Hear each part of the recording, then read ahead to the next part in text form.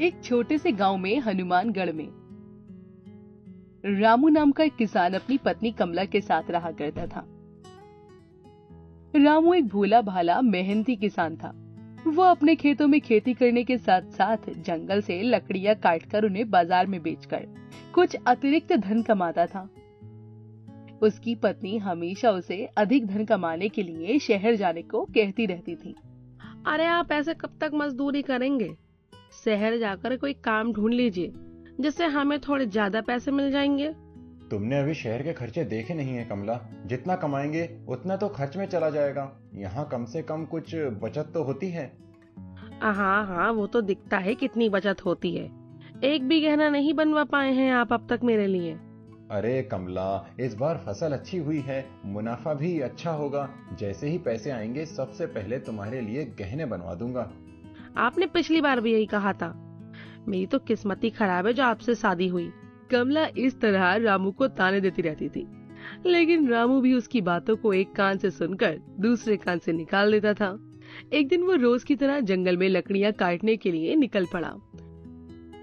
रास्ते में उसे उसके दोस्त विमल ने टोका और कहा, अरे रामू, कहाँ जा रहा है? फिर से जंगल की तरफ चल पड़ा? हाँ भाई, और कहाँ जाऊंगा, वही है मेरा ठिकाना। तो वो तो तूने बना कर रखा है। अगर मेरी बात मानो तो अभी तुझे शहर में किसी फैक्ट्री में नौकरी दिलवा दूं। नहीं नहीं, रहने दो। मुझे शहर नहीं जाना। मेरे खेतों की देखभाल कौन करेगा? जैसा तुम्हें ठीक लगे। तो रामू वहाँ से जंगल में आ गया। उसने लकड़ियां काटी और फिर थककर एक पेड़ के नीचे भोजन करने बैठा।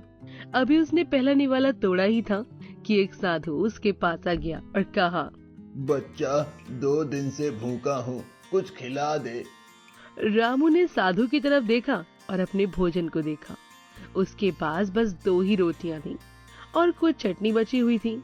उसने साधु को बैठने के लिए कहा। ठीक है बाबा, आइए बैठिए। कहते हुए रामू ने अपना खाना साधु को दे दिया। साधु बहुत भूखा था। उसने जल्दी जल्दी रोटियां खा ली। रामू ने उन्हें मटके का ठंडा जल पिलाया। खाना खाकर खुश होते हुए रामू को आशीर्वाद दिया। तूने मेरी मदद की है। इस मटके का पानी पीकर मुझे तृप्ति महसूस हुई है। मैं आशीर्वाद देता हूँ, ये मटका सोने के सिक्कों से भर जाएगा। आज से तू जब भी इस मटके में हाथ डालेगा तुझे 4 सोने के सिक्के मिल जाया करेंगे। लेकिन तुझे इसमें से सिर्फ दिन में 1 ही बार सिक्का निकालना है। क्या बाबा जी, क्या सच में ऐसा होगा? मेरा यकीन करो, ऐसा जरूर होगा। आपका बहुत बहुत धन्यवाद। साधु का आशीर्वाद लेकर रामू घर के लिए निकल गया। घर आते वक्त उसने रास्ते से छोटू हलवाई की दुकान से कुछ लड्डू खरीद लिए और खुशी खुशी अपने घर आ गया और घर पहुंचकर अपनी पत्नी को बुलाने लगा। अरे कमला, कहाँ हो? यहाँ हो जल्दी। आ रही हूँ। क्यों चिल्ला चिल्ला कर घर सिर पर उठा रखा है? अरे मैं अगर तुम्हें बताऊं तो तुम भी खुशी के मारे चिल्लाने लगोगी। ऐसे भी क्या बात हो गई भला? लकड़ियाँ ज्यादा बिक गई या कौन सा खजाना हाथ लग गया आपके? खजाना ही समझो, ये देखो। कहते हुए रामू ने कमला को वो जादुई मटका दिखाया। ये क्या है, एक मटका? मटका लाए हैं आप? इसमें खुश होने वाली कौन सी बात है? अरे भाग्यवान, जरा गौर से देखो, खाली मटका नहीं है ये। कमला ने मटके को पास से देखा। वो मटका अंदर से चमक रहा था। कमला मटके में भरे सोने के सिक्के देखकर बहुत खुश हुई और कहती है, ये कहाँ से मिला आपको? कहीं आपने कोई चोरी तो नहीं की? कमला की बात सुनकर रामू हंसने लगा।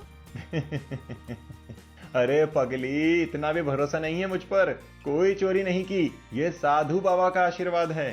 साधु बाबा का आशीर्वाद? हाँ कमला, आज जंगल में एक साधु बाबा मिले। बहुत भूखे थे। मैंने उन्हें खाना खिला दिया और उन्होंने मुझे आशीर्वाद के रूप में ये जादुई मटका दिया। उन्होंने कहा कि इसमें से हमें रोज 4 सोने के सिक्के मिलेंगे। जरूरी वो कोई सिद्ध बाबा होंगे। अब हमारी झोपड़ी में भी माता लक्ष्मी का आगमन हो गया। कमला और रामू बहुत खुश थे। देखते ही देखते उन्होंने अब ज्यादा खेत ले लिए थे। खेतों पर भी मजदूर लग गए थे, लेकिन रामू हमेशा की तरह मेहनत किया करता था। उन लोगों ने अब एक घर भी खरीद लिया था।